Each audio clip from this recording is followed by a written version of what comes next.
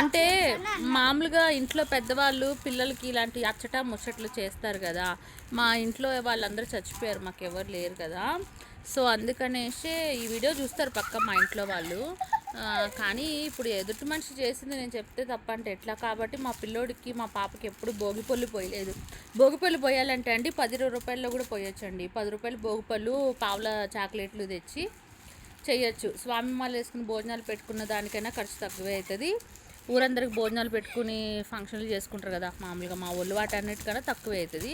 So ఏంటంటే అదొక happiness, అదొక మూమెంట్, హ్యాపీ మూమెంట్. కానీ మా మమ్మీకి మా డాడీకి, మా మమ్మీకి అయితే ఇష్టం ఉండదు, మా డాడీకి అయితే పేకాట అంటే ఇష్టం. ఇక మా తమ్ముడు అయితే తెలిసిందేగా, ఇక అట్లా అనమాట పరిస్థితి. అందుకనే నేను అచ్చట ముచ్చట ఇలా తీర్చుకుంటున్నా. అవును, మనం అలా కూడా చేయొచ్చు. ఒక 10 రూపాయలు గులాబీ పూలు తెచ్చి, గులాబీ రేఖలు కూడా చాక్లెట్లు అలా కూడా మనం చేయొచ్చు తమ్ముడికి కదా. చాక్లెట్ ఉంది వెనకాల పండుకి, ఊరికే ఉంది.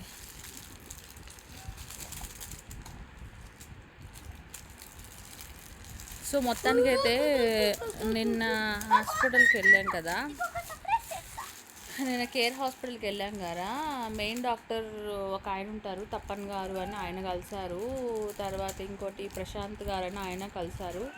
సో ఆయన వేరే ఆమె చూశారు హార్ట్. చూసినప్పటికీ ఇంకేమన్నారంటే 3 ప్రాబ్లమ్స్ ఉన్నాయి బాబుకి అని చెప్పారు. నేను అది చూపిస్తాను ఇప్పుడు ఒకసారి, ఎందుకంటే ఎప్పుడు అట్లనే అవుతుంది. అమ్ము నాకు చిన్న హెల్ప్ చేస్తావా? అక్కడ బ్యాగ్ ఉంది ఇస్తావా? తమ్ముడి హార్ట్కి చూపిస్తా.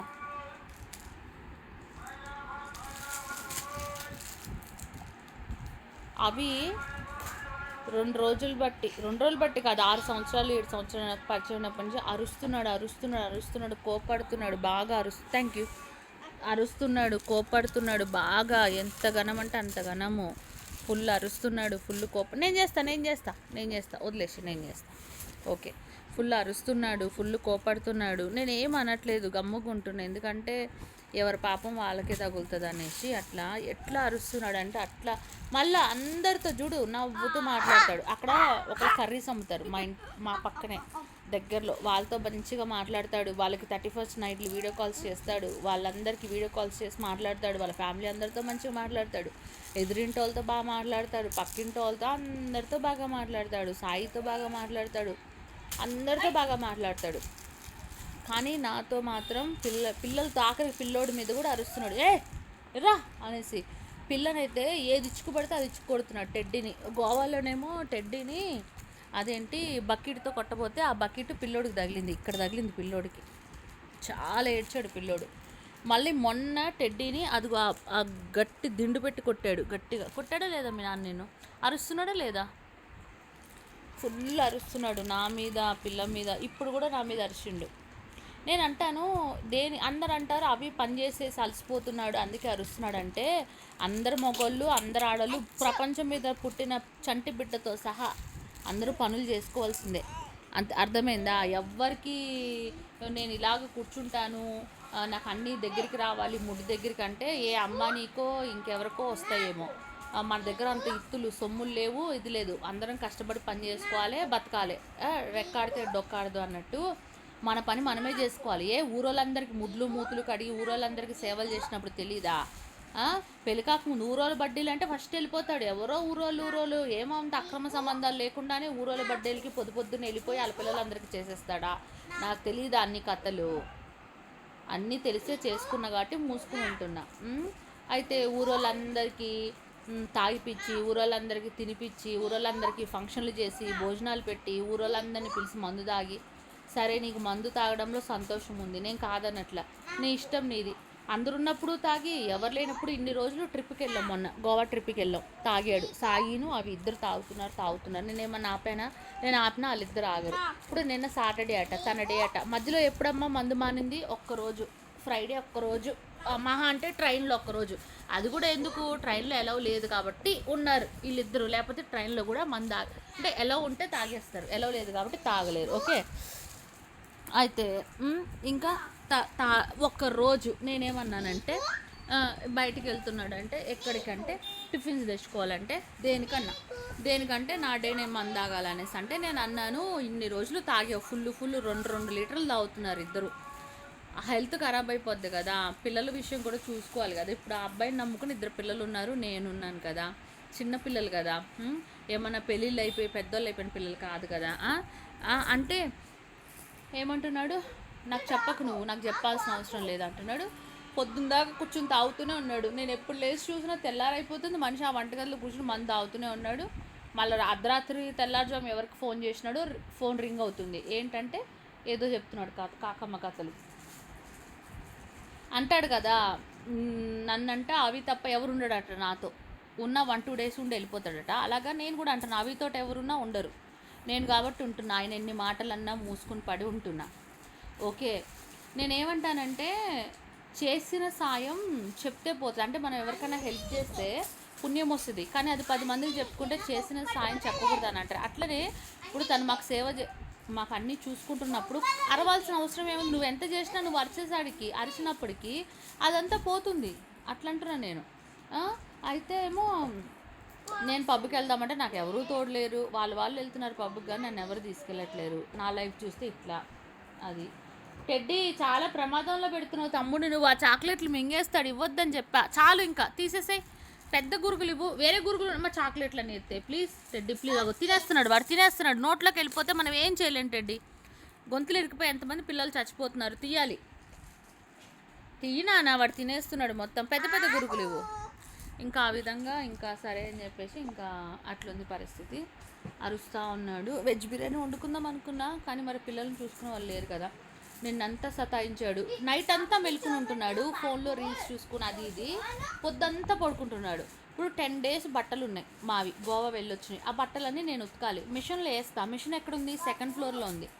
2nd floorలో మిషన్లో నేను బట్టలు వేయాలంటే మరి బాబు పాలు అడుగుతాడు, ఈ పిల్లల్ని తీసుకుని పైకి వెళ్ళాలి. పైన పిల్లోడు అంటే ఇక్కడ ఉన్న కంఫర్ట్ పైన ఉండదు కదా, పైన బెడ్ ఉంది, బెడ్ మీద ఉండాలి, వాకర్. సరే మేనేజ్ చేయొచ్చు, ఇక్కడైతే అన్ని ఫెసిలిటీస్ ఉన్నాయని నేను ఇంకా ఏదో కొద్ది కరెంటు కూడా సేవ్ అవుతుంది కదా. ఎలాగో ఇప్పుడు ఎండాకాలం లేదు, నేను ఎత్తును, ఎండాకాలం కదా, ఏసీ కూడా నేను ఏదో సేవ్ చేద్దాం ఏదో అనుకుని ఇంకా సర్లే బట్టలు ఇక్కడే ఉతికేస్తున్నా. అంటే నాకు కూడా బద్ధకం పైకి వెళ్ళడం కిందకి ఎందుకు అని. అయితే మిషన్లు వేయొచ్చు కదా. అయితే ఇంకా పొద్దంతా పడుకుంటున్నాడు. ఇప్పుడు బట్టలు ఉతకాలా వద్దా, ఉతకాలి కదా. ఊరు నుంచి రాగానే, గోవా నుంచి రాగానే పిల్లల్ని స్కూల్ మానిపించేశాడు. ఆ రోజే హాస్పిటల్కి వెళ్ళిపోవాలంట. అసలు మనం మంచి చెడ్డ చూసుకు ఇప్పుడు అంతా ఫ్రెష్ అప్ అంతా అవ్వాలిగా, స్నానాలు అన్నీ చేయాలిగా. ఊరెళ్ళి వచ్చాము, తల స్నానాలు అందరూ నలుగురు చేసి వెళ్ళాలి, ముడ్లు కడుక్కుని వెళ్ళాలి పిల్లలకి. సరే మొత్తానికి హాస్పిటల్కి వెళ్ళేసాము. చూశారు ఆ డాక్టర్స్ ఏం చెప్పారో నేను ఇప్పుడు ప్రూఫ్తో సహా చూపిస్తాను. ఫస్ట్ బర్త్డే తర్వాత, అంటే ఇప్పుడు బాబుకి ఇప్పుడు 10th month స్టార్ట్ అయింది కదా, 11, 12 ఇంకో 2 అంటే ఈ మంత్తో కలిపితే మొత్తం 3 months. బర్త్డే అయిపోయిన తర్వాత రమ్మన్నారు, అప్పుడు సర్జరీకి ప్లాన్ చేద్దామన్నారు. అమౌంట్ కూడా చెప్పారు, ఒక 6 lakhs పైన అట్లా అవుతుంది, చూసుకోవాలి. 9 days ప్యాకేజ్ లాగా, ఇంకెక్కువ కూడా ఉండొచ్చు. అయితే మొత్తం బాబు ఐసీయూలోనే ఉంటాడట, ఇదంతా ఓపెన్ ఉంటుందట. మదర్ కూడా పక్కన ఉండడానికి లేదట. జస్ట్ మార్నింగ్ ఒక్కసారి, ఈవినింగ్ ఒక్కసారి మదర్ కానీ ఫాదర్ కానీ జస్ట్ వాళ్ళు వెళ్ళి చూసి వచ్చేయాలంట, అంతేనంట. మరి ఎలా అండి, బాబు ఉండడు కదా అంటే వాళ్ళు చూసుకుంటారని అంటున్నారు. ఏమో, నేనైతే భారం మొత్తం దేవుడి మీద వేస్తున్నాను. ఎందుకంటే ఏ తల్లి ఏ బిడ్డలు కాదు, ఫ్యామిలీ మెంబర్స్ కాదు, ఈవెన్ ఎనిమిని కూడా మనం ఆ విధంగా చూడలేము. మరి బాబుకి అంత పెద్ద కష్టం ఎందుకు వచ్చిందో నాకైతే తెలీదు. చైనా అవన్నీ తినేస్తాడు. నిన్న వ్యాక్సిన్ వేయించాము బాబుకి. అయితే వేరే దగ్గర ఫ్రీగా చేస్తారట, కానీ ఇప్పుడు ఉన్న దగ్గరే దిక్కు దివానా లేదు మాకు. ఇప్పుడు ఉన్న దగ్గర హాస్పిటల్కి వెళ్తేనే పట్టించుకునే నాదులు లేడు. ఇంకా వేరే ఊర్లో వెళ్ళి అక్కడ ఫ్రీగా చేస్తారు ఆపరేషన్ అంటే నేనేంటంటే బిడ్డ కన్నా ఏది ఎక్కువ కాదు, సప్పో చేసి ఏ పచ్చడి మెతుకులైనా తిని పిల్లోడికి అయితే డబ్బులు కట్టే చేపిద్దామని నా ఉద్దేశం. అవి ఏమంటాడంటే, నా మాట నువ్వు ఎప్పుడైనావో ఫ్రీగా దగ్గరే చేపిద్దాము, అదే పైసలు ఒకవేళ జమ చేసినా పిల్లలకి ఫ్యూచర్కి ఉపయోగపడతాయి కదా అని అతను అంటున్నాడు. నేనేమంటానంటే, ఇప్పుడు అందరూ డబ్బులు కట్టిన దగ్గరికి వెళ్తారు కదా, ఫ్రీ అనేసరికి అలా. నేనేంటంటే ఇప్పుడు ఫ్రీగా అంటే సరిగా ఏదైనా చిన్నగా బాబుకి చిన్నగా బాబుకి ఏమైనా ఇబ్బంది అవుతుందేమో, బాబుకి ఇబ్బంది అయితే నేను తట్టుకోలేను అది చూసి. బాల్కనీలో వెళ్ళడానికి ఎందుకు రావాలి, మనిషి మాట్లాడుతున్నా కదా. నీది అయిపోయాక అడుగుతా, బాల్కనీలోకి వెళ్ళు. ఎత్తానన్నో మళ్ళీ పిల్లోడు అదే తీసేస్తున్నాడు అని నా బాధ. సో సరే అట్లా అయింది పరిస్థితి. తర్వాత చాలాసేపు వెయిట్ చేసి ఇంకో డాక్టర్ వచ్చారు, ఆయన కూడా చెక్ చేసి అదే చెప్పారు. మెడిసిన్ టాబ్లెట్ ఒకటి బాబుకి వాటర్లో కలిపి పొద్దున నైట్ వేయాలి.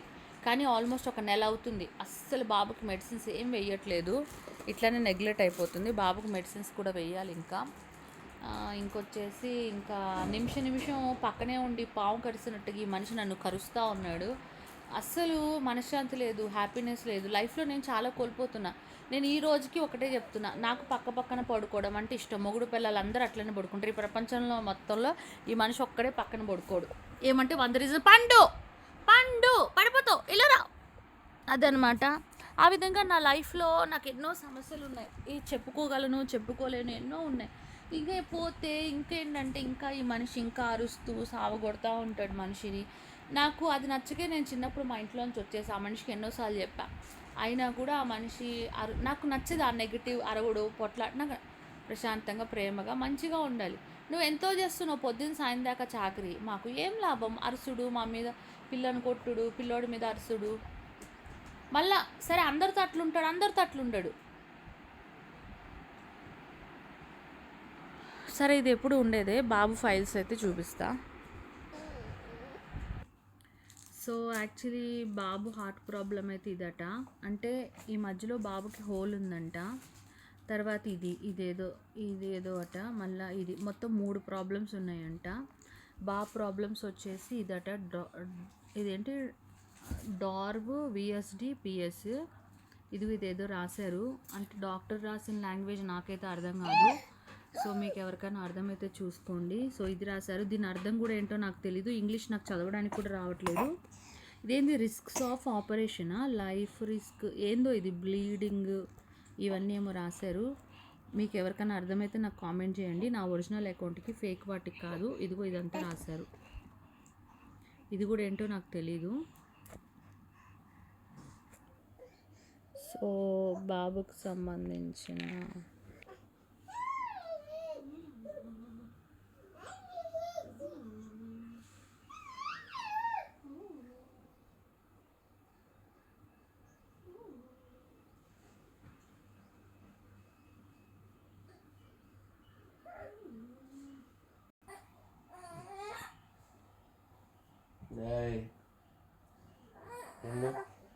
సో అది అన్నమాట. ఇప్పుడు చూపించా కదా. సో అది బాబు పొజిషన్, బాబు పరిస్థితి.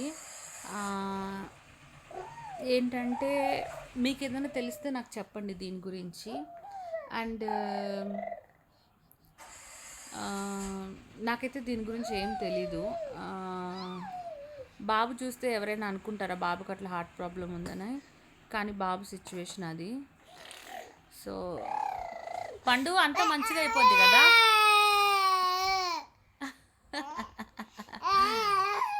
పండు అంత మంచిగా అయిపోద్ది కదా. పండు సక్సెస్ అయిపోద్ది కదా సర్జరీ. ఏనానా? అరే రే రే రే రే రే సర్జరీ సక్సెస్ అయిపోద్ది కదా పండు. 9 days ఉంటావా మమ్మీ డాడీ లేకుండా ఐసీయూలో? నువ్వు ఉంటావా? ఒక్కడివే ఉంటావా? అమ్మ లేకుండా ఉంటావా? అమ్మ పాలు తాక్కుండా ఉంటావా? పాలు కావాలంటే వాడికి. మమ్మీ లేకుండా మమ్మీ పాలు తాక్కుండా ఉంటావా పండు? ఉంటావా? నువ్వు ఉంటావా? నేను ఉండలేను పండు. ఫస్ట్ మీ నాన్న ఇదే వంక అదే వంక ఫుల్ మందాతాడేవో 9 days 10 days. పండు మోదానన్న పాలు తాగేస్తాడంట పండు. పండు పాలు తాగేస్తావా పండు? పాలు ఇవ్వాలా? పాలు తాగెత్తవా?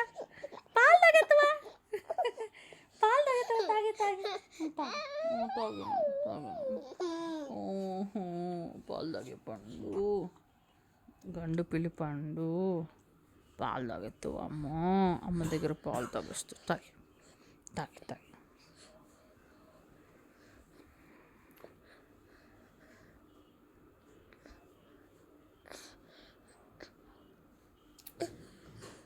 కంఫర్ట్ లేదా? అందరూ కూడా పండుకి బ్లెస్ చేయండి. పండుకి సర్జరీ సక్సెస్ అయిపోవాలి. మళ్ళీ అమ్మ దగ్గరికి వచ్చి ఇట్లా పాలు తాగేయాలి. అంత మంచిగా అయిపోవాలి. కానీ భయం నాకు. కాబట్టి అంత మంచిగా అయిపోవాలి పండుకి. అయితే డబ్బులు ఎంతైనా పెట్టుకోవాలి, 10 లక్షలైనా పెట్టుకోవాలి. మా దగ్గర అయితే పైసలు లేవు. కానీ ఏదో చేయాలి, అప్పో సప్పో చేసి బాబుకి క్యూర్ చేయించుకోవాలి.